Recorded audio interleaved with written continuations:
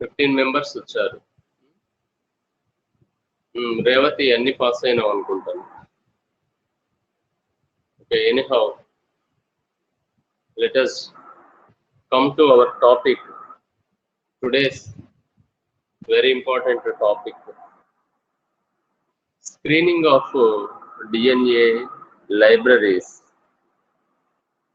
DNA లైబ్రరీలను screening చేసే పద్ధతులు. స్క్రీనింగ్ అన్నా ఎంచుకోవడము అన్నా ఒకటే అన్నమాట. మనము ప్రవేశపెట్టినటువంటి వాంఛనీయ జన్యువు దాన్ని గుర్తించడానికి కొన్ని పద్ధతులు ఉన్నాయి, అనేక రకాల పద్ధతులు ఉన్నాయి. ఆల్రెడీ మనము ఆర్డిఎన్ఏ సాంకేతిక శాస్త్రంలో ఉండే దశల గురించి రాయండి, స్టెప్స్ ఇన్వాల్వ్డ్ ఇన్ ఆర్డిఎన్ఏ టెక్నాలజీలో మనం చూసాం. ఇప్పుడు చెప్పుకోబోయే టాపిక్ మరలా సపరేట్ గా అదనంగా ఇచ్చాడు, ఇంకొక కొత్త టాపిక్ ను యాడ్ చేశాడన్నమాట. ఒకసారి మనం ఆ టాపిక్ ను రివిజన్ చేసుకుంటూ కొత్త టాపిక్ లోకి ప్రవేశిద్దాం. ఏంటిది ముందు చెప్పుకున్నటువంటి ఆ టాపిక్ అంటే, ఆర్డిఎన్ఏ టెక్నాలజీలో ఉండే దశలు మనం చెప్పుకున్నాం. ఏంటివి అవి? వాంఛనీయ జన్యువును వేరు చేయడం, తర్వాత ప్లాస్మిడ్ ను వేరు చేయడం, వాంఛనీయ జన్యువును ప్లాస్మిడ్ వాహకంలోకి ప్రవేశపెట్టడం, మన వాంఛనీయ జన్యువును ప్లాస్మిడ్ లోకి ప్రవేశపెట్టిన తర్వాత అది ఏమి అవుతుంది? ఆర్డిఎన్ఏ, పునఃసంయోజక డిఎన్ఏ అవుతుంది. ఇప్పుడు ఈ ఆర్డిఎన్ఏని మనము అతిధేయ కణంలో ప్రవేశపెడతాం, అంటే ఈకోలై బ్యాక్టీరియాలను అతిధేయ కణాలుగా మనం తీసుకుంటాం మన యొక్క ప్రయోగానికి. ఇక్కడ వాంఛనీయ జన్యువు ఇన్సులిన్ ఉత్పత్తికి సంబంధించిన జన్యువు కావచ్చు, ఏ లక్షణమైనా కావచ్చు అన్నమాట. మనం బీటీ కాటన్ కి సంబంధించినటువంటి విష పదార్థాన్ని ఉత్పత్తి చేసే జన్యువు కావచ్చు, గ్రోత్ హార్మోన్లైన సొమటోట్రాఫిన్, సొమటోస్టాటిన్ వంటి హార్మోన్లు కావచ్చు. ఏదైనా సరే వాంఛనీయ జన్యువు అనేది మన యొక్క ఉద్దేశాన్ని బట్టి ఎంచుకుంటాం అన్నమాట. సో అటువంటి ఆర్డిఎన్ఏలను మనము అతిధేయ కణంలో ప్రవేశపెట్టిన తర్వాత ఆ బ్యాక్టీరియా కణాలను పోషక యానకం మీద ఉంచి పెంచుతామన్నమాట. ఇప్పుడు మనం ప్రవేశపెట్టినటువంటి ఆర్డిఎన్ఏ అతిధేయ కణాలలో అంటే బ్యాక్టీరియా కణాలలో ఉందా లేదా అని నిరూపించుకోవాలి, నిర్ణయించుకోవాలి. We have to select the recombinants, transformed bacteria. ప్రవేశపెట్టినటువంటి ఆర్డిఎన్ఏ బ్యాక్టీరియా కణంలో ఉందా లేదా అనేది మనం నిర్ధారించుకోవాలి. అంటే జన్యు పరివర్తన చెందినటువంటి కణాలను మనం ఎంచుకోవాలి. సో బ్యాక్టీరియా కణాలు ఏమవుతాయి? నిరంతరము ప్రతి 15 to 18 minutes కు డివైడ్ అయిపోతూ ఉండడం వల్ల అనేక డిఎన్ఏ కాపీలు మనకు తయారవుతాయి. దీన్నే మనము జీన్ క్లోనింగ్ అని అన్నాం. ఇక్కడ వాంఛనీయ జన్యువును నేరుగా డిఎన్ఏ నుంచి తీసుకోవచ్చు, సిడిఎన్ఏ లైబ్రరీ నుంచి కూడా మనం తీసుకోవచ్చు. మనము గత క్లాస్లో చెప్పుకున్నాం, జీనోమిక్ లైబ్రరీ, సిడిఎన్ఏ లైబ్రరీ. మన ప్రయోగానికి కావలసిన వాంఛనీయ జన్యువును జీనోమిక్ లైబ్రరీ నుంచి అయినా తీసుకోవచ్చు, సిడిఎన్ఏ లైబ్రరీ నుండి అయినా కూడా మనం తీసుకొని దాన్ని ప్లాస్మిడ్ వాహకంలోకి ప్రవేశపెట్టి లైగేషన్ చేసి దాన్ని అతిధేయ కణంలో ప్రవేశపెడతాం. ఇప్పుడు బ్యాక్టీరియా కణంలో మనం ప్రవేశపెట్టేటువంటి జన్యువు వ్యక్తం అవుతుంది. బ్యాక్టీరియా కణాలు పరివర్తన చెందుతాయి. ఆ పరివర్తన చెందిన కణాలలో మనం ప్రవేశపెట్టిన జన్యువు ఉందా లేదా నిర్ధారించుకోవాలి. దానినే స్క్రీనింగ్ మెథడ్స్ అని పిలుస్తారన్నమాట. స్క్రీనింగ్ అన్నా సెలెక్షన్ ఆఫ్ ట్రాన్స్ఫార్మ్డ్ సెల్స్, అతిధేయ కణాలను ఎంచుకోవడం అన్న స్క్రీనింగ్ అన్నా ఒకటి. ఇక్కడ స్క్రీనింగ్ అంటే పర్టికులర్ గా ఏమవుతుంది అంటే, మన టార్గెట్ జీన్, మన వాంఛనీయ జన్యువు అతిధేయ కణంలో ఉందా లేదా అది నిర్ధారించుకోవాలి. దాన్నే స్క్రీనింగ్ ఆఫ్ లైబ్రరీస్ అని అంటాం. మనము 2 పద్ధతులను చూసాం అతిధేయ కణాలను ఎంచుకోవడం. ఏంటివి ఆ 2 పద్ధతులు? ఎవరైనా చెప్తారా? అతిధేయ కణాలను ఎంచుకోవడం 2 పద్ధతులు చెప్పుకున్నాం. ఏంటివి అవి?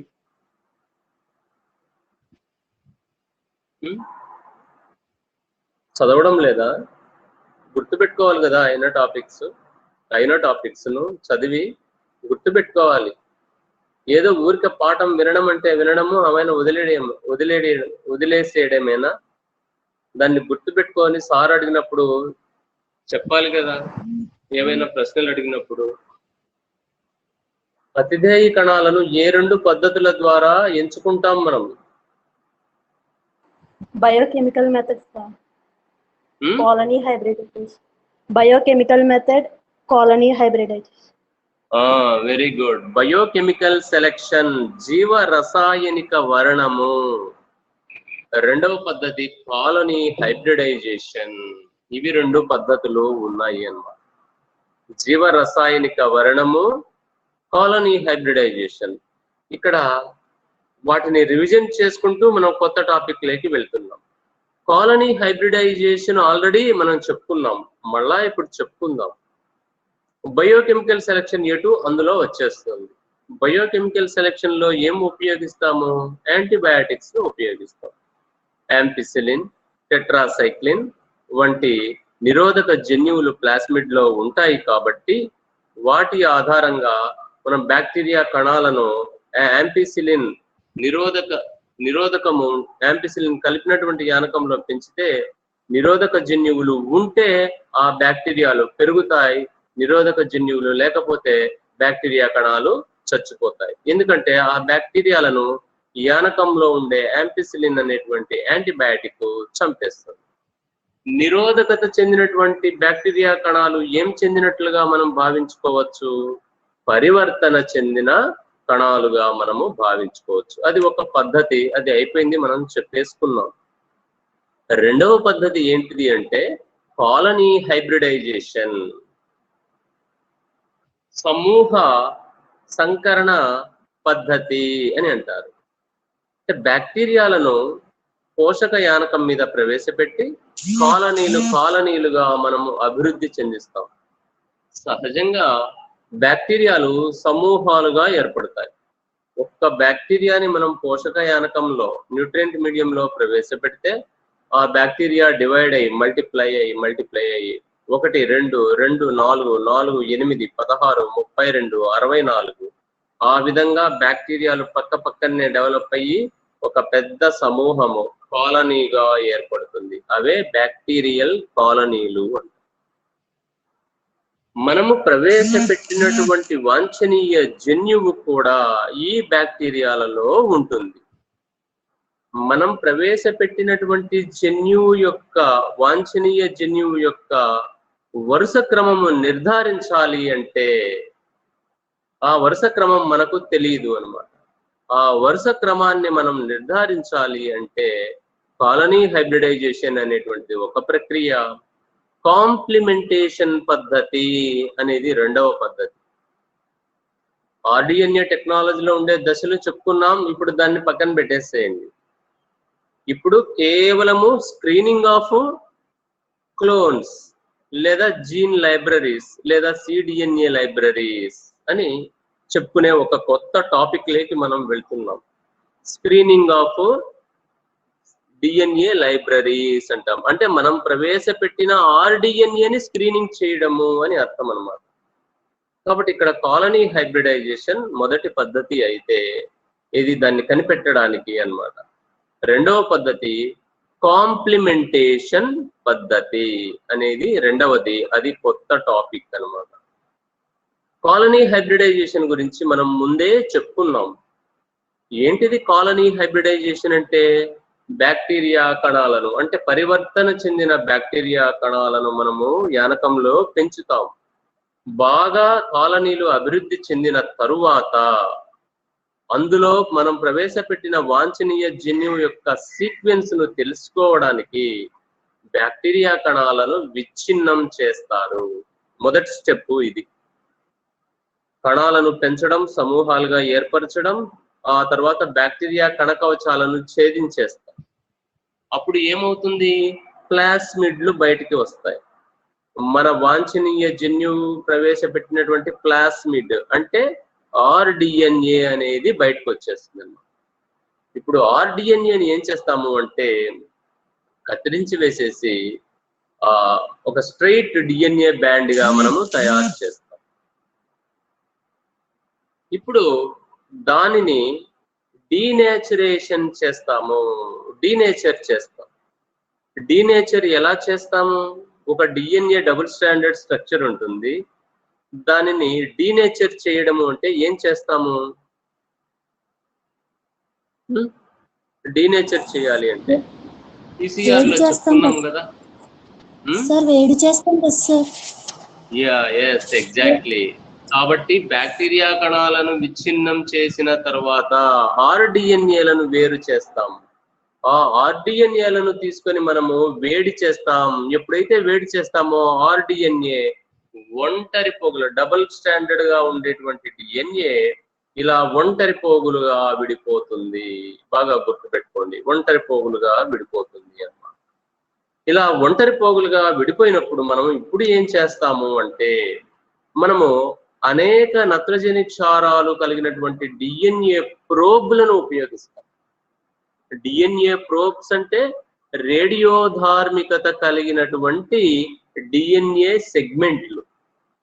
రేడియో లేబుల్డ్ నైట్రోజన్ బేసెస్ కాదు, ఫాస్ఫరస్ ను వాడతాం అనమాట. మనం P32 రేడియోధార్మిక ఫాస్ఫరస్ ఉంది. మనకు డిఎన్ఏలో ఫాస్ఫరస్ ఎక్కడొస్తుంది?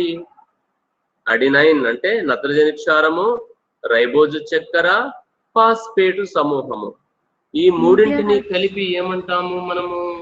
న్యూక్లియోటైడ్ అంటాము. ఇలాగా ఒక 10 నుంచి 20,000 నత్రజని క్షారాల వరకు కలిసి ఒక డిఎన్ఏ సెగ్మెంట్ ను మనము తయారు చేసుకుంటాం.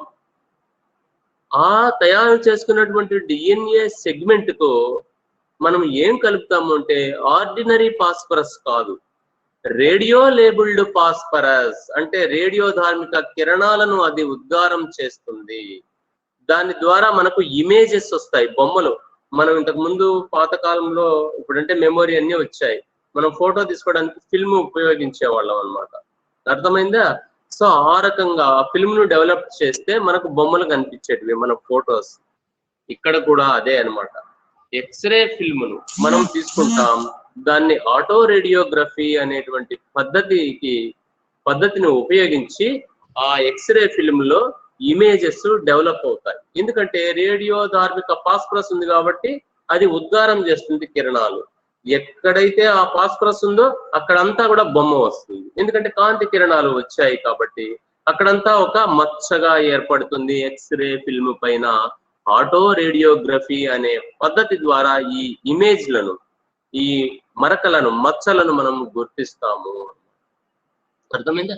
ఇక్కడ నేను మీకు వైట్ బోర్డును షేర్ చేసి ఎక్స్ప్లెయిన్ చేస్తాను, గమనించండి.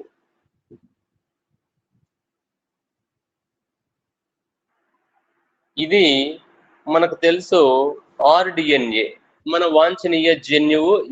ఇది వాంఛనీయ జన్యువు ఉందన్నమాట. సో బ్యాక్టీరియా కణంలో ఉంది. బ్యాక్టీరియా కణాలను విచ్ఛిన్నం చేసి మన ఆర్డిఎన్ఏ ప్లాస్మిడ్ ను తీసుకుంటాం. దీనిని ఏం చేస్తాము అంటే హీట్ చేస్తాం, వేడి చేస్తాం. అప్పుడు అది డిఎన్ఏ పోగులుగా డబుల్ స్టాండర్డ్ ఇలా డిఎన్ఏ ఉంటుంది కత్తిరించిన తర్వాత. ఇలా ఉండే డబుల్ స్టాండర్డ్ హీట్ చేయడం వల్ల ఒంటరి పోగులుగా విడిపోతుంది అన్నమాట. ఫర్ ఎగ్జాంపుల్ గమనించండి, ఇది ఒక డిఎన్ఏ ఒంటరి పోచ, ఇది ఒక డిఎన్ఏ ఒంటరి పోచ.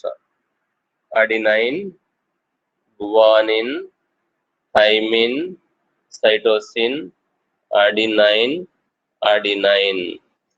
ఇది మనము ప్రవేశపెట్టినటువంటి వాంఛనీయ జన్యువు అని అనుకోండి. మనం ప్లాస్మిడ్ లో ఉండే వాంఛనీయ జన్యువు అన్నమాట. మరి ఇందులో ఏముంటాయి?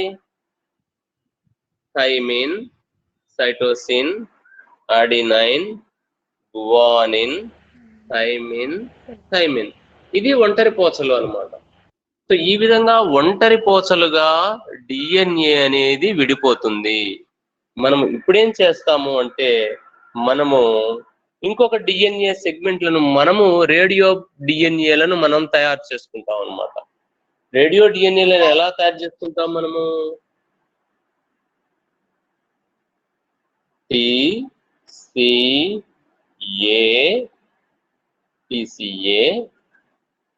జీటీటీ, ఇది ఒరిజినల్ డిఎన్ఏ, అంటే ప్లాస్మిడ్ లో ఉండే డిఎన్ఏ. ఇది మనము తయారు చేసుకున్నటువంటి డిఎన్ఏ. ఇక్కడ నేను ఏం చేశాను అంటే ఇక్కడ మనకు గుర్తుగా రెడ్ కలర్ లో ఇలా నోట్ చేశాను నేను. అంటే రేడియో లేబుల్డ్ అని అర్థం. రేడియో ధార్మికత, రేడియో లేబుల్డ్ P32. అంటే మనకు పాస్పేట్ ఉంటుంది కదా డిఎన్ఏలో, PO4 రూపంలో పాస్పేట్ ఉంటుంది. ఇప్పుడు సాధారణ పాస్పేట్ కాకుండా రేడియో ధార్మిక పాస్పరస్ ను ఉపయోగించి ఈ డిఎన్ఏని మనము తయారు చేసుకున్నాము. ఇప్పుడు ఇది ఏమవుతుంది? రేడియో ధార్మికత కలిగినటువంటి డిఎన్ఏ ప్రోబులు అని పిలుస్తాం. అటువంటి డిఎన్ఏ ప్రోబ్లను మనం చాలా తయారు చేసుకుంటాం. ఇది ఒక డిఎన్ఏ ప్రోబ్ రేడియో లేబుల్డ్, ఇది ఒక డిఎన్ఏ ప్రోబ్ రేడియో లేబుల్డ్, ఇది ఒకటి, ఇది ఒకటి, ఇది ఒకటి, ఇలా అనేక రేడియో లేబుల్డ్ డిఎన్ఏ ప్రోబులను మనము తయారు చేసుకుంటాము. చేసుకున్న తర్వాత మనం ఏం చేస్తాము అంటే ఇది కదా ఒరిజినల్ డిఎన్ఏ మనం ప్రవేశపెట్టింది. ఇప్పుడు ఈ డిఎన్ఏలను, ఒంటరి డిఎన్ఏ పోచలను ఏం చేస్తాము అంటే నైట్రో సెల్యులోజ్ పేపరుకు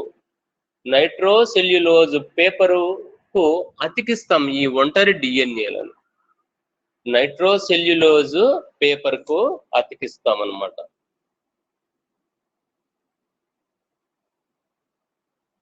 ఇది ఆర్డిఎన్ఏ, బాగా గుర్తుపెట్టుకోండి, అర్థం చేసుకోండి. ఇది ఆర్డిఎన్ఏ. ఇక్కడ adenine, guanine, thymine, cytosine, adenine ఇక్కడ ఉంది. అదే విధంగా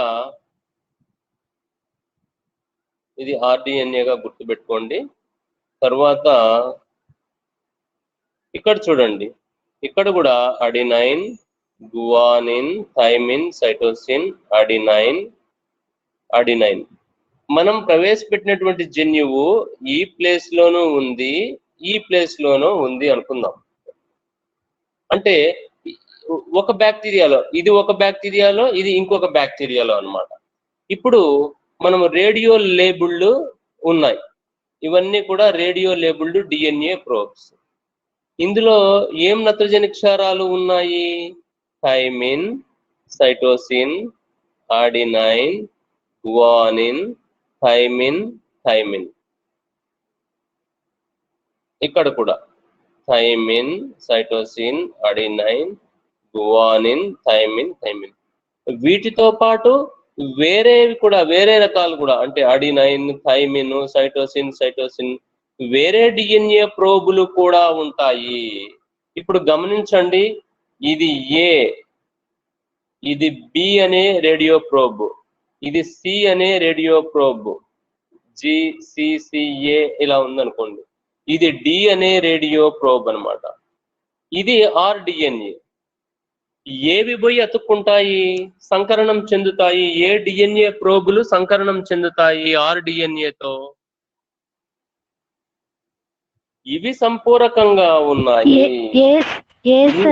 ఏ మరియు బి అనే రేడియో ప్రోబులు సంపూరకంగా ఉన్నాయి.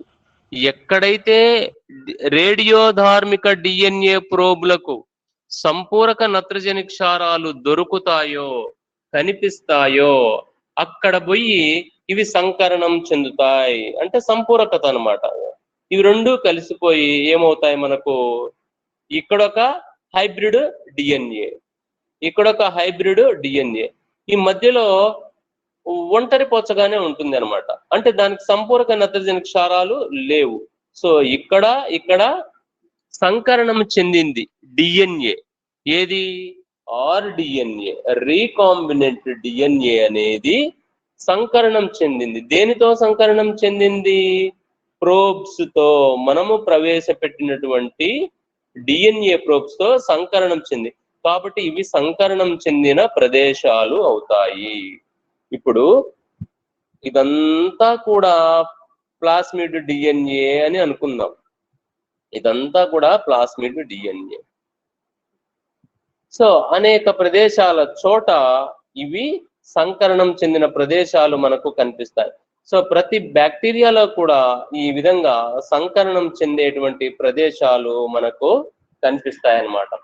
ఎక్కడైతే సంపూరక నత్రజని క్షారాలు ఉన్నాయో అక్కడంతా కూడా మనకు హైబ్రిడ్ ఏరియాస్, సంకర డిఎన్ఏ అణువులు కనిపిస్తాయి. ఆ సంకర డిఎన్ఏ అణువులు మాత్రమే మనకు ఎక్కడ కనిపిస్తాయి? ఎక్స్రే ఫిల్మ్ దగ్గర ఎక్స్పోజ్ అవుతాయి అన్నమాట. ఎందుకు ఎక్స్రే ఫిల్మ్ దగ్గరనే ఎక్స్పోజ్ అవుతాయి? రేడియో ధార్మిక ప్రోబును మనం కలపడం వల్ల ఆ సంకర అణువుల దగ్గర మాత్రమే అక్కడ ఇమేజెస్ ఏర్పడతాయి. కాబట్టి ఇక్కడ ఏంటిదంటే మనకు తెలుసు ఇది రేడియో ధార్మిక ప్రోబ్ అని. ఓకే, ఇది ప్రోబ్ అన్నమాట. దీని యొక్క సీక్వెన్స్ మనందరికీ తెలుసు. దీని సీక్వెన్స్ ఆధారంగా మనము ప్రవేశపెట్టిన వాంఛనీయ జన్యువు యొక్క సీక్వెన్స్ ను కనిపెట్టవచ్చు సులభంగా. సో ఇది మనకు కాలనీ హైబ్రిడైజేషన్ అని అంటారనమాట. దీన్ని సామూహిక లేదా సమూహ సంకరణ పద్ధతి అని పిలుస్తాం. కాలనీ హైబ్రిడైజేషన్ పద్ధతి చాలా చాలా సింపుల్ అన్నమాట. ఇది మీకు ఆర్డిఎన్ఏ టెక్నాలజీలో ఉండే దశలలోనూ వచ్చింది. సపరేట్ ఇక్కడ క్వశ్చన్ గా కూడా వచ్చింది. వాంఛనీయ జన్యువును తెలుసుకోవడానికి, స్క్రీనింగ్ చేయడానికి, స్క్రీనింగ్ అన్నా సెలక్షన్ అన్నా ఒకటే. ఆ వాంఛనీయ జన్యువు ప్రవేశపెట్టాం కదా, దాని యొక్క వరుస క్రమము ఎలా ఉందో తెలుసుకోవడానికి కాలనీ హైబ్రిడైజేషన్ అనేటువంటి పద్ధతిని మనము ఇక్కడ ఉపయోగించుకుంటాము. సో కాలనీ హైబ్రిడైజేషన్ లో డిఎన్ఏ, వాంఛనీయ డిఎన్ఏని గుర్తిస్తాం. ముందుగా బ్యాక్టీరియా కాలనీలను పెంచుతాం, లైసిస్ చేస్తాం, ప్లాస్మిడ్లను వేరు చేస్తాం, ఒంటరి పోచలను చేస్తాం. ఆ ఒంటరి పోచలను నైట్రోసెల్యులోజ్ పేపర్ పైన అతికిస్తాం. ఇప్పుడు మనము రేడియో లేబుల్డ్ డిఎన్ఏ ప్రోబ్లను కలుపుతాం అన్నమాట. కలపడం వల్ల ఏమవుతుంది? ఎక్కడైతే దీనికి సంపూరక నత్రజని క్షారాలు ఉన్నాయో అక్కడంతా పోయి బైండ్ అవుతాయి. డిఎన్ఏలో ఎక్కడైతే దీనికి సంబంధించిన సంపూరక నత్రజని క్షారాలు ఉన్నాయో అక్కడికి వెళ్ళి ఆర్డిఎన్ఏతో మనం ప్రవేశపెట్టిన డిఎన్ఏ ప్రోబ్ పోయి సంకరణం చెందుతుంది. అంటే ద్వంద్వ డిఎన్ఏ ఏర్పడుతుంది, ద్వంద్వ పోచల డబుల్ స్ట్రాండెడ్ డిఎన్ఏ ఏర్పడుతుంది. మనము ప్రవేశపెట్టినటువంటి డిఎన్ఏ ప్రోబ్ రేడియో లేబుల్డ్ కాబట్టి ఈ సంకరం చెందినటువంటి డిఎన్ఏ ప్రదేశాలన్నీ కాంతిని ఉద్గారం చేసి అక్కడంతా కూడా ఇమేజెస్ వస్తాయి. తద్వారా మనము ఆ జన్యువు యొక్క సీక్వెన్స్ ను మనము కనుక్కోవచ్చు అన్నమాట. సో ఇది కాలనీ హైబ్రిడైజేషన్. దీనికి సంబంధించింది కూడా మనకు ఉంది అన్నమాట, మ్యాటర్ ఉంది. అది కూడా ఒకసారి నేను మీకు షేర్ చేస్తాను. నేను కాలనీ హైబ్రిడైజేషన్ సంబంధించి అంటే సులభంగా ఉంటుంది మీకు అర్థం చేసుకోవడానికి. మళ్ళీ నేను చెప్తున్నాను, గమనించండి. కాలనీ సంకరణ పద్ధతి ఇదిగోండి. కాలనీ హైబ్రిడైజేషన్ అంటే మీరు ఇది రాస్తే సరిపోతుంది. చూసారా, జీనోమిక్ లైబ్రరీ లేదా సిడిఎన్ఏ లైబ్రరీ నుంచి ఏదైనా మనం జన్యువును నిర్మాణాన్ని తెలుసుకోవచ్చు అన్నమాట. ఏది? ఈ పద్ధతి ద్వారా. అంటే న్యూక్లియోటైడ్ల వరుస క్రమాన్ని మనము తెలుసుకోవచ్చు. సో దీనిలో మనం ఏం చేస్తాము అంటే ప్లాస్మిడ్ లో వాహకాలను మనం ఎటు వాడతాం, ఆర్డిఎన్ఏని వాడతాం. బ్యాక్టీరియాలు పోషకాయనకం మీద ప్రవేశపెడితే అవి కాలనీలుగా వృద్ధి చెందుతాయి. మళ్ళీ బ్యాక్టీరియాలను చంపేసేసి డిఎన్ఏలను బయటికి తీస్తాము. ఆ డిఎన్ఏలను నైట్రోసెల్యులోజ్ పొరపైకి పేపర్ పైన మార్పిడి చేసి అతికిస్తాం. ఇప్పుడు దాన్ని మనము డీనేచర్ అంటే ఒంటరి పోగులుగా చేస్తాము. ఇప్పుడు దీనికి రేడియో ధార్మిక ఐసోటోప్ తో లేబులింగ్ చేసిన డిఎన్ఏ ప్రోబ్ తో హైబ్రిడైజేషన్ చేస్తారు. మనకు ప్రోబ్ లో ఇది పాయింట్, మనకు ఉపయోగించే ప్రోబ్ లో న్యూక్లియోటైడ్ల వరుస క్రమము మనకు తెలిసినదై ఉంటుంది, మనకు తెలిసి ఉంటుంది అనమాట. మనకు ఇది తెలుసు కాబట్టి ఆర్డిఎన్ఏలో ఉండే నత్రజని క్షారాల వరుస క్రమాన్ని మనము సులభంగా దీని ఆధారంగా తెలుసుకోవచ్చు. కాబట్టి వాంఛనీయ జన్యువు ఉన్న బ్యాక్టీరియా కాలనీలన్నీ కూడా ఆటో రేడియోగ్రఫీ ప్లేట్ పైన నల్లని మచ్చలుగా కనిపిస్తాయన్నమాట. ఎక్కడైతే సంకలనం చెందిందో డిఎన్ఏ అక్కడంతా కూడా నల్లని మచ్చలుగా కనిపిస్తాయి. కాబట్టి ఈ విధంగా మనము అందులో మనం ప్రవేశపెట్టిన జన్యువు ఉంది అని చెప్పి దాన్ని మనము వేరు చేసుకుంటాము అన్నమాట. సో ఇది ఒకటి. తర్వాత ఇది మీ టెస్ట్ పేపర్ లో ఉండేటువంటి పద్ధతి. ఈ రెండిట్లో ఏదైనా మీరు రాసుకోవచ్చు. కాలనీ సంకలన పద్ధతి మీకు ఏది సులభంగా ఉంటే దానిని మీరు రాసుకోండి. ఓకే, మ్యాటర్ ఏమో అన్నిట్లో కూడా ఓకే. ఇందులో ఇంకా కాస్త వివరణ ఎక్కువగా ఇచ్చాడు మీకు అర్థం కావడానికి. అందులో గాని ఇందులో గాని రెండు కూడా ఒకటే సమాచారం. ఇక్కడ ఈ కాలనీ సంకలన పద్ధతినే రెప్లికా పేటింగ్ అని కూడా అంటారు అన్నమాట. సో ఇది మనకు కాలనీ హైబ్రిడైజేషన్ అంటే. ఈ కాలనీ హైబ్రిడైజేషన్ అనేది మీకు స్టెప్స్ ఇన్వాల్వ్డ్ ఇన్ డిఎన్ఏ టెక్నాలజీలో కూడా మనము తెలుసుకోవడము జరిగింది అన్నమాట. అక్కడ ఉపయోగపడుతుంది, మీకు సపరేట్ గా కూడా ఉపయోగపడుతుంది అన్నమాట. ఇప్పుడు ఇంకొక పద్ధతి ఏంటిది అంటే చూడండి, ఇవి అనేక రకాల పద్ధతులు ఉన్నాయి. స్క్రీనింగ్, డిఎన్ఏ లైబ్రరీల స్క్రీనింగ్ ను చేయడానికి అనేక రకాల పద్ధతులు ఉన్నాయి. మనకు సిలబస్ లో ఉండేది కాలనీ సంకరణము, కాంప్లిమెంటేషన్ విధానము. కాంప్లిమెంటేషన్ విధానము ఐదవది ఉంది, రెండవది ఉంది. మనకు పీసీఆర్ సాంకేతిక విధానము, ఇమ్యూనో అస్సే మొట్టమొదటిది సంకరణము అని ఇలా రకాలు ఉన్నాయన్నమాట. సో అవన్నీ మనకు సిలబస్ లో లేవు. మనకు స్క్రీనింగ్ చేయడానికి రెండు పద్ధతులు ఉన్నాయి, కాలనీ హైబ్రిడైజేషన్, రెండవది కాంప్లిమెంటేషన్ పద్ధతి అన్నమాట. ఇప్పుడు కాంప్లిమెంటేషన్ పద్ధతి గురించి నేను చెప్తాను, చాలా జాగ్రత్తగా వినండి అన్నమాట. కాంప్లిమెంటేషన్ పద్ధతిలో ఒక ప్రోటీన్ ఉత్పత్తి ద్వారా రంగు మారడము మారకపోవడము జరుగుతుంది. రంగు మారడము మారకపోవడము అనేటువంటిది జరగడం ద్వారా తద్వారా మనము వాటిని గుర్తిస్తాం. ఫర్ ఎగ్జాంపుల్ నేను ఇక్కడ ఒక ఎగ్జాంపుల్ చెప్తాను.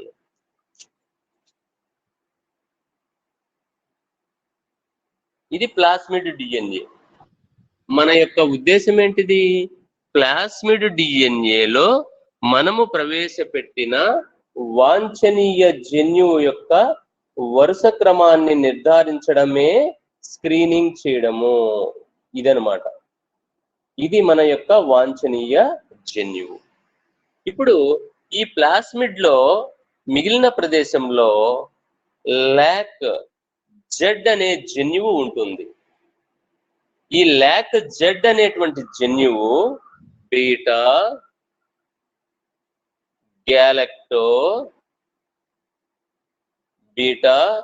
గ్యాలక్టోసైడేజ్ అనే ఎంజైమ్ను ఉత్పత్తి చేస్తుందమ్మా. బీటా గ్యాలక్టోసైడేజ్ అనే ఎంజైమ్ను ఉత్పత్తి చేస్తుంది. ఇది ఆర్డిఎన్ఏ, మనకు తెలుసు ఇది ఆర్డిఎన్ఏ అంటే ప్లాస్మిడ్ లో మనం ప్రవేశపెట్టిన వాంఛనీయ జన్యువు ఉంది, దాంతో పాటు లాక్ జెడ్ అనే జన్యువు ఉంది. ఆ ఆర్డిఎన్ఏని మనం బ్యాక్టీరియాలోకి ప్రవేశపెడతాం.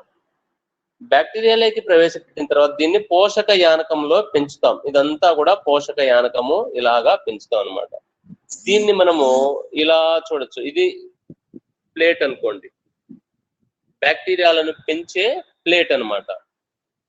ఇప్పుడు ఏం జరుగుతుంది అంటే ఈ ల్యాక్ జెడ్ అనేటువంటి జన్యువు బీటా గ్యాలక్టోసైడ్ అనేటువంటి ఎంజైమ్ను ఉత్పత్తి చేస్తుంది. ఆ ఎంజైమ్ ఏం చేస్తుంది అంటే జైలన్ అనేటువంటి ఒక పదార్థాన్ని నీలం రంగు పదార్థంగా నీలం రంగులోకి మార్చేస్తుంది అన్నమాట.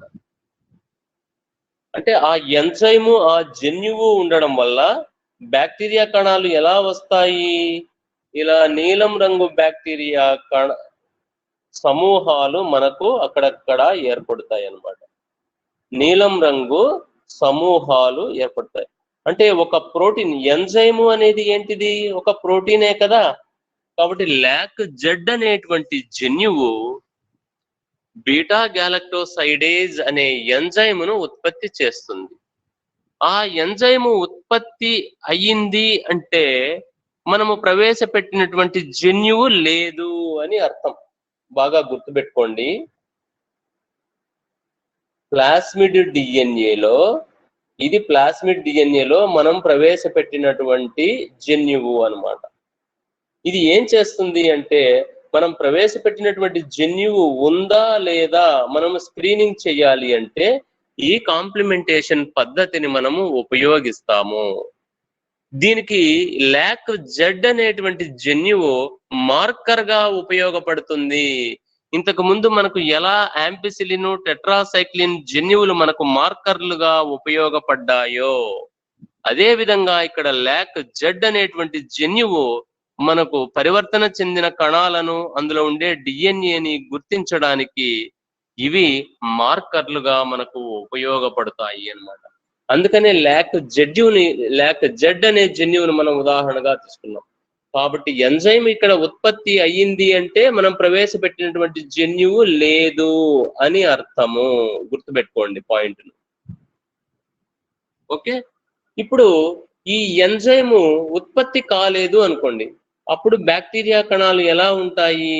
బ్యాక్టీరియా కణాలు ఏ విధంగా ఉంటాయి అంటే వేరే తెలుపు రంగులో బ్యాక్టీరియా కణాలు ఉంటాయి అన్నమాట. నేను ఇక్కడ తెలుపు రంగును వేరే రంగులో వేస్తున్నాను. నేను తెలుపు కాలనీస్ అనేటివి వస్తాయి అన్నమాట. ఈ ఎల్లో కలర్ లో వేస్తాను. సో ఇవి తెలుపు కాలనీలు అన్నమాట. ఇప్పుడు చూడండి, ఈ ప్లేట్ లో ఈ బ్యాక్టీరియా వర్ధన పాత్రలు ఇవి. ఈ బ్యాక్టీరియా వర్ధన పాత్రల్లో నీలం రంగు బ్యాక్టీరియా సమూహాలు ఉన్నాయి. తెలుపు రంగు అంటే ఎల్లో లైన్ లో చూపించాను నేను, అది తెలుపు రంగుగా మీరు భావించండి. సో తెలుపు రంగు బ్యాక్టీరియా సమూహాలు ఉన్నాయి అన్నమాట.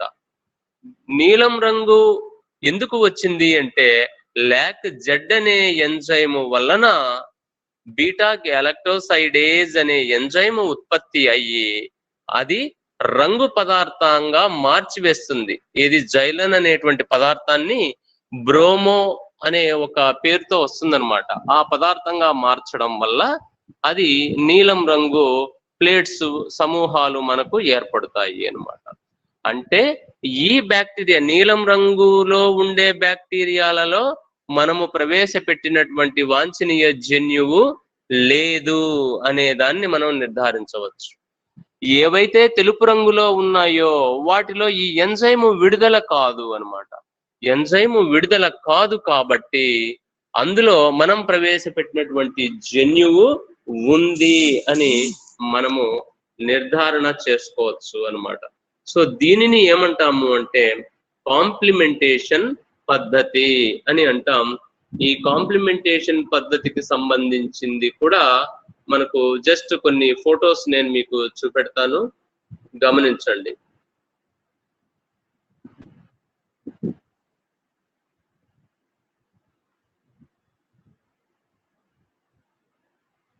కాంప్లిమెంటేషన్ పద్ధతికి సంబంధించినటువంటి ఫొటోస్ అన్నమాట.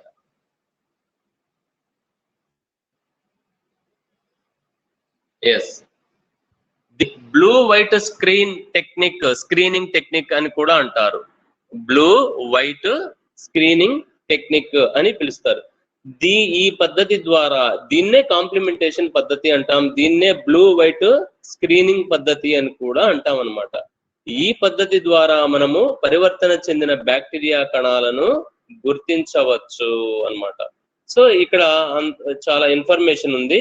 మనము వాహకంలోకి ప్రవేశపెట్టినటువంటి జన్యువు ఉందా లేదా అని తెలుసుకోవడానికి బ్యాక్టీరియా కణాలను ఎక్స్ గ్యాలక్టోజ్ అనేటువంటి పోషక యానకంలో పెంచుతాం అన్నమాట.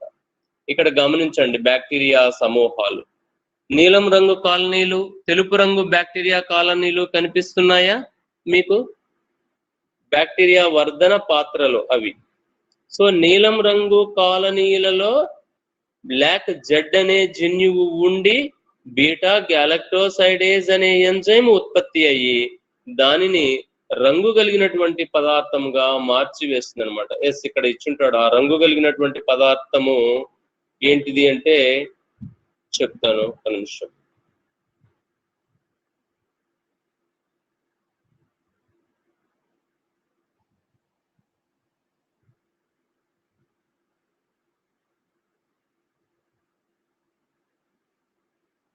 ఎస్, ఇదిగోండి. ఆ బీటా గ్యాలక్టోసైడేజ్ ఎంజైమ్ ఏం చేస్తుంది? ఆ జైలాన్ ను, ఆ కలర్లెస్ గా ఉండేటువంటి ఆ గ్యాలక్టోజ్ ను 5-బ్రోమో 4-క్లోరో ఇండాక్సైల్ అనే నీలం రంగు పదార్థంగా అది మార్చి వేస్తుంది అన్నమాట. ఏది? In the presence of galactosidase enzyme వలన. సో దానివల్ల ఏమవుతుంది అంటే మనం ప్రవేశపెట్టినటువంటి జన్యువు ఉండదు అన్నమాట. అదే తెలుపు రంగు కాలనీలో అయితే మనం ప్రవేశపెట్టినటువంటి జన్యువు ఉంటుంది అని నిర్ధారణ చేసుకుంటాం. ఎందుకంటే తెలుపు రంగు కాలనీలు ఉండేటువంటి బ్యాక్టీరియాల్లో బీటా గ్యాలక్టోసైడేజ్ అనే ఎంజైము సంశ్లేషణ అవ్వదు. సో ఇది కాంప్లిమెంటేషన్ పద్ధతి అంటే ఒక రకంగా సంపూరకత లాంటిది అన్నమాట. ఒక పదార్థం ఉత్పత్తి అవ్వడం, ఒక ప్రోటీను అంటే ఎంజైము ఒక పదార్థాన్ని ఇంకొక రంగు కలిగినటువంటి పదార్థంగా మార్చివేస్తుంది అనమాట. సో ఆ రెండిటికి మధ్య ఒక సంపూరకత అనేటువంటిది ఉంటుంది. మనకు డిఎన్ఏలు ఎలా కలుస్తాయో సంపూరక నత్రజని క్షారాలు, అదే విధంగా ఇక్కడ ఒక ప్రోటీను లేదా ఒక పదార్థానికి ఒక ఎంజైమ్ కు మనము ముడిపెట్టుకొని సంపూరకత ధర్మాన్ని మనము ఇక్కడ పరిశీలనలో చేయడము జరుగుతుంది అన్నమాట. అందుకని దీనికి కాంప్లిమెంటేషన్ పద్ధతి అని పిలిచారు. సో ఇవి రెండు పద్ధతులు మనకు ఉన్నాయి. స్క్రీనింగ్ పద్ధతులు, డిఎన్ఏని స్క్రీనింగ్ చేసే పద్ధతులు. కాలనీ హైబ్రిడైజేషన్, సమూహ సంకరణ పద్ధతి. ఇది కాంప్లిమెంటేషన్ పద్ధతి. సమూహ సంకరణ పద్ధతిని మనం చూసాం, కాలనీ హైబ్రిడైజేషన్. ఓకే, అది మనకు ఆర్డిఎన్ఏ స్టెప్స్ లో కూడా మనకు వచ్చింది అన్నమాట. కాబట్టి మీరు బాగా చదవాలా, చదవకపోతే ఏమి ఎంత చెప్పుకున్నా వేస్టే. మీరు చదవడం అనేది చాలా అవసరం. చదివితే అడిగిన ప్రశ్నలకు సమాధానాలు చెప్పగలరు అనమాట, చదవకపోతే ఏమీ చెప్పలేరు. అది గుర్తుపెట్టుకోండి. సో ఇది ఈ రోజుకి మనకు ఈ class screening of DNA methods, రెండు పద్ధతులు అన్నమాట. వీటి గురించి మనం చెప్పుకున్నాం. నెక్స్ట్ ఇంకొక యూనిట్ లేకి మనం నెక్స్ట్ క్లాస్ కు వెళ్దాం అన్నమాట.